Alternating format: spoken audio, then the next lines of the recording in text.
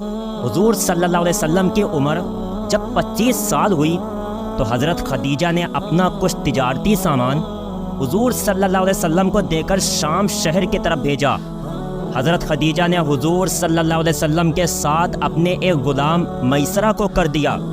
میسرہ غلام نے راستے میں حضور صلی اللہ علیہ وسلم کے ساتھ بہت ساری عجیب و غریب چیزیں دیکھی۔ انہوں نے دیکھا کہ پورے راستے پر 2 فرشتوں نے حضور صلی اللہ علیہ وسلم پر بادلوں کا سایہ کر رکھا ہے، جس کی وجہ سے انہیں کوئی دھوپ نہیں لگ رہی ہے۔ اسی طرح شام ملک میں ایک عیسائی راہب نے جب حضور صلی اللہ علیہ وسلم کو اس پیڑ کے نیچے بیٹھا دیکھا کہ جہاں صرف نبی ہی بیٹھ سکتا تھا، اگر کوئی بھی عام انسان اس پیڑ کے نیچے بیٹھتا تو اس کے ساتھ کوئی نہ کوئی مصیبت ضرور آ جاتی۔ تو اس راہب نے جب حضور صلی اللہ علیہ وسلم کو اس پیڑ کے نیچے آرام سے بیٹھا دیکھا تو اس نے میسرہ غلام سے کہا کہ اے لڑکے، یہ تمہارے ساتھ آیا آدمی کوئی عام انسان نہیں ہے، بلکہ یہ آنے والی نسلوں کا نبی ہے۔ یہ وہی انسان ہے کہ جس کا ساری دنیا انتظار کر رہی ہے، اور اس نبی کے ظاہر ہونے کا وقت قریب آ چکا ہے۔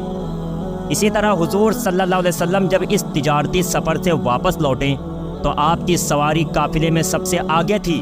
اس لیے حضور صلی اللہ علیہ وسلم جلد ہی مکہ پہنچ گئے اور باقی قافلے والے پیچھے ہی رہ گئے۔ جس وقت حضور صلی اللہ علیہ وسلم مکہ میں داخل ہوئے تو وہ دوپہر کا وقت تھا، اور حضرت خدیجہ اس وقت اپنے گھر کی چھت پر کچھ کام کر رہی تھیں کہ اچانک ان کی نظر ایک کالے بادل پر پڑی کہ جسے 2 فرشتوں نے اپنے ہاتھوں میں اٹھائے رکھا تھا، اور وہ 2 فرشتے اس کالے بادل کے ذریعے کسی انسان پر سایہ کیے ہوئے تھے۔ وہ انسان اپنے اونٹ پر بیٹھا دھیرے دھیرے مکہ کے اندر داخل ہو رہا تھا۔ دوری کی وجہ سے حضرت خدیجہ اس انسان کو پہچان نہ سکیں،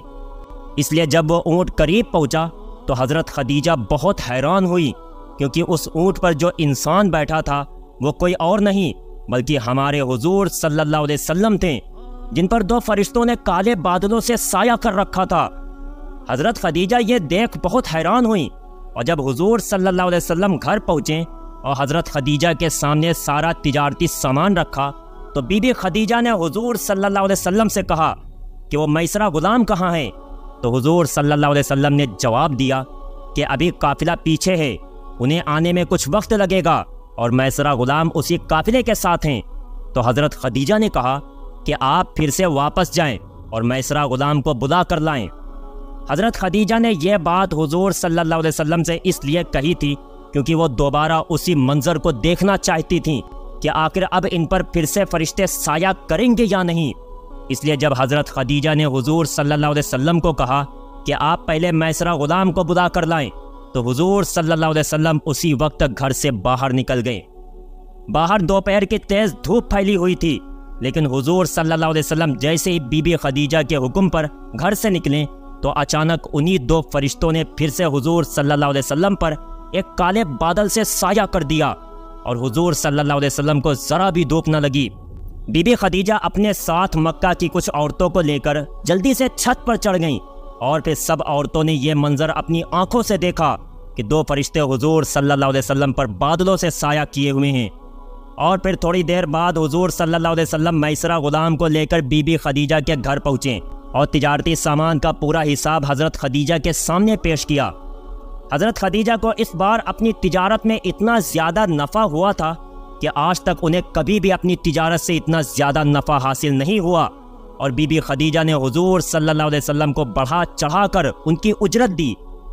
شام کو حضرت خدیجہ نے اپنے غلام میسرہ سے کہا کہ اے میسرہ، دوپہر کے وقت میں نے تمہارے ساتھی محمد کے بارے میں ایک بہت عجیب و غریب چیز دیکھی۔ وہ یہ کہ جس وقت وہ میرے گھر کی طرف تیز دھوپ میں واپس لوٹ رہے تھے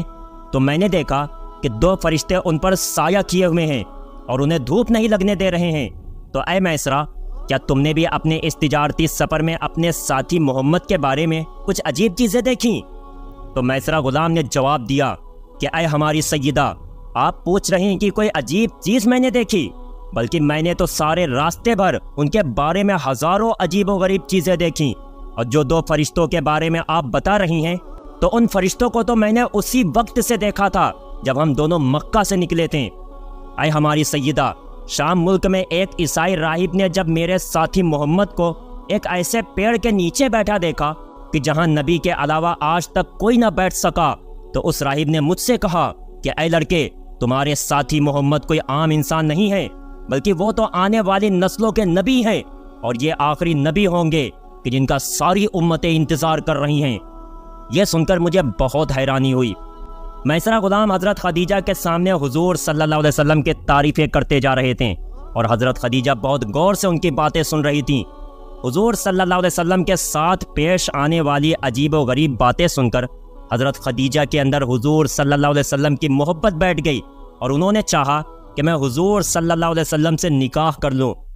حضرت خدیجہ کے پہلے ہی 2 نکاح ہو چکے تھے، اور دونوں شوہروں کی وفات ہو گئی تھی، اس لیے حضرت خدیجہ ایک بیوہ عورت کی زندگی گزار رہی تھیں۔ اللہ نے انہیں مال و دولت بہت عطا فرمایا تھا، اس لیے وہ اپنا تجارتی سامان دوسروں کے حوالے کر کے شہروں میں بھیجا کرتیں اور بہت زیادہ نفع کماتیں۔ یہاں تک کہ کئی سیرت لکھنے والوں نے لکھا ہے کہ حضرت خدیجہ تجارت کرنے میں بہت ماہر تھیں اور مکہ میں سب سے مالدار عورت تھیں۔ حضرت خدیجہ کی عمر اس وقت 40 سال ہو چکی تھی، لیکن اللہ نے شکل و صورت سے آپ کو بہت حسین بنایا تھا، اس لیے مکہ کے بہت سے شریف اور مالدار نوجوان لڑکے بی بی خدیجہ سے شادی کرنا چاہتے تھے، اور انہیں ان نوجوانوں کی طرف سے نکاح کے کئی پیغام بھی آ چکے تھے، لیکن بی بی خدیجہ کے دل پر اپنے دونوں شوہروں کی وفات کا ایسا صدمہ لگا تھا کہ انہوں نے فیصلہ کر لیا کہ اب میں ساری زندگی شادی نہیں کروں گی۔ لیکن حضرت خدیجہ نے جب حضور صلی اللہ علیہ وسلم کے اندر ایسی عجیب و غریب چیزیں دیکھیں کہ آپ صلی اللہ علیہ وسلم کی خدمت کے لیے فرشتے بھی آگے پیچھے لگے رہتے ہیں، تو بی بی خدیجہ کے اندر حضور صلی اللہ علیہ وسلم کی محبت بیٹھ گئی، اور وہ اگلے دن اپنے چچا کے لڑکے ورقہ بن نوفل کے پاس پہنچی۔ حضرت ورقہ اس وقت بہت بوڑھے ہو چکے تھے اور اپنے مذہب سے عیسائی تھے۔ انہوں نے بہت سی پرانی کتابیں پڑھ رکھی تھیں اور مذہبی چیزوں کے بارے میں اچھی معلومات رکھتے تھے، اس لیے جب حضرت خدیجہ اپنے چچا کے لڑکے ورقہ بن نوفل کے پاس پہنچی اور انہیں حضور صلی اللہ علیہ وسلم کے بارے میں سب کچھ بتایا، تو وہ بھی حیرانی سے کہنے لگیں کہ اے خدیجہ، میں نے پرانی کتابوں میں پڑھ رکھا ہے کہ آخری نبی کا زمانہ قریب آ چکا ہے اور یہود و عیسائی اس نبی کا دن رات انتظار کر رہے ہیں۔ تو اے خدیجہ، اگر محمد کے اندر وہ ساری باتیں موجود ہیں جو تم نے ابھی مجھے بتائی ہیں، تو میں یقین سے کہہ سکتا ہوں کہ محمد اس امت کے نبی ہیں۔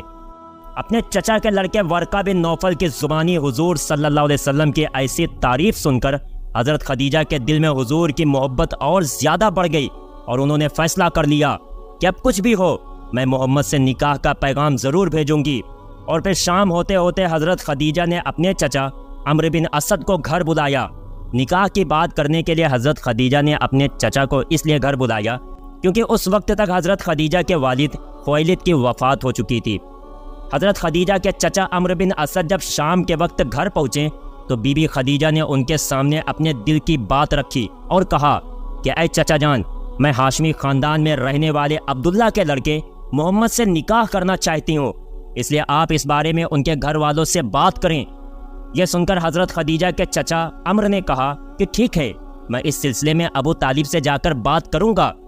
لیکن اسی دن شام کو حضرت خدیجہ نے اپنی ایک سہیلی حضرت نفیسہ کو حضور صلی اللہ علیہ وسلم کے پاس بھیجا اور ان سے کہا کہ محمد سے جا کر تم یہ باتیں پوچھنا۔ حضرت نفیسہ حضور صلی اللہ علیہ وسلم کے پاس پہنچی تو کہنے لگیں کہ اے محمد، اگر تمہیں کوئی نیک و مالدار عورت نکاح کا پیغام بھیجے تو کیا آپ قبول کریں گے؟ یہ سن کر حضور صلی اللہ علیہ وسلم نے پوچھا کہ وہ عورت کون ہے؟ تو حضرت نفیسہ نے جواب دیا کہ اے محمد، وہ عورت بی بی خدیجہ ہیں، اس لیے اگر آپ کی مرضی ہو تو اس سلسلے میں آپ کے چچا ابو طالب سے بات کی جائے۔ تو حضور صلی اللہ علیہ وسلم نے فرمایا کہ ہاں، میں تیار ہوں، کیونکہ حضرت خدیجہ بھی وہ عورت تھیں کہ جن کی تعریفیں دور دور پھیلی ہوئی تھیں۔ حضرت نفیسہ نے جب یہ بات آ کر حضرت خدیجہ کو بتائی تو وہ بہت خوش ہوئیں، اور اگلے ہی دن حضرت خدیجہ کے چچا عمرو نے آ کر حضور صلی اللہ علیہ وسلم کے چچا ابو طالب سے بات کی اور دونوں کے نکاح کی تاریخ متعین ہو گئی۔ جس دن نکاح ہونا تھا تو اس دن حضور صلی اللہ علیہ وسلم اپنے چچا ابو طالب اور دوسرے خاندان کے کچھ لوگوں کے ساتھ حضرت خدیجہ کے گھر پہنچے۔ حضور صلی اللہ علیہ وسلم کے چچا ابو طالب نے حضرت خدیجہ سے حضور صلی اللہ علیہ وسلم کا نکاح پڑھا دیا، اور پھر حضرت خدیجہ رخصت ہو کر حضور صلی اللہ علیہ وسلم کے گھر آ گئیں۔ حضرت خدیجہ نے حضور صلی اللہ علیہ وسلم کا مصیبتوں کے وقت ایسا ساتھ دیا کہ شاید دنیا کی کوئی بھی بیوی اس کی نظیر نہ پیش کر سکے، کیونکہ حضرت خدیجہ کا نکاح حضور صلی اللہ علیہ وسلم کے ساتھ ظاہری طور پر تو ایک اتفاق نظر آتا ہے، لیکن حقیقت میں یہ نکاح اللہ کے فیصلے سے ہوا۔ اللہ نے حضرت خدیجہ کو حضور صلی اللہ علیہ وسلم کے لیے ایسا تیار فرمایا کہ انہوں نے مصیبتوں کے وقت حضور صلی اللہ علیہ وسلم کا ہر طرح ساتھ دیا، کہ جسے بعد میں یاد کر کر کے اکثر حضور صلی اللہ علیہ وسلم رویا کرتے تھے، کیونکہ حضرت خدیجہ کی کچھ ہی دنوں بعد وفات ہو گئی تھی اور حضور صلی اللہ علیہ وسلم مکہ سے مدینہ چلے گئے تھے۔ پیارے دوستو، اس کے آگے کا واقعہ انشاءاللہ جلدی اپلوڈ کیا جائے گا، کہ جس میں بتایا جائے گا کہ شادی کے بعد حضور صلی اللہ علیہ وسلم کے ساتھ کیسے عجیب و غریب واقعات پیش آئیں، اور پھر ایک دن اچانک حضور صلی اللہ علیہ وسلم کے سامنے حضرت جبریل اپنی اصلی شکل میں آ کر کھڑے ہو گئے، کہ انہیں دیکھ کر حضور صلی اللہ علیہ وسلم بھی کانپنے لگے۔